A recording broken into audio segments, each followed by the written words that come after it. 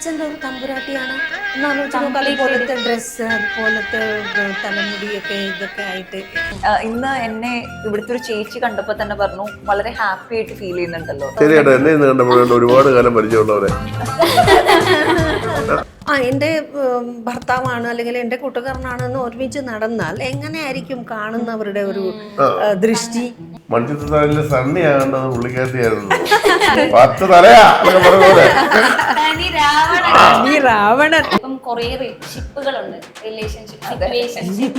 എന്തായാലും നമുക്ക് വൈകുന്നേരം കുറെ ട്രിപ്പ് ഇറങ്ങിയിട്ടുണ്ട്.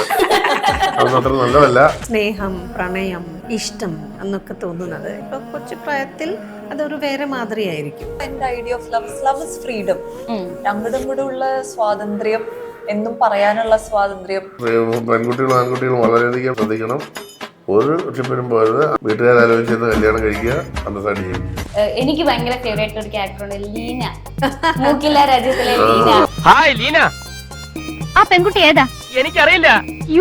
Thilakan sir, Siddique G, Mukesh sir, Jagathy Sreekumar. നമ്മളെ ഒരിക്കലും കൈവിടില്ല എന്ന് തോന്നുന്ന, ക്യാൻ പ്രൊട്ടക്ട് അസ്, അങ്ങനത്തെ അതാണ് എനിക്ക് തോന്നുന്നത്. ഈ ഒരു മാനസികമായ ഒരു ഇത് എപ്പോഴും സംഘർഷം എപ്പോഴും ഉണ്ടാവും. Constant thoughts. അപ്പോൾ ഓട്ടോമാറ്റിക്കലി അത് നമ്മളെ എഫക്ട് ചെയ്യും.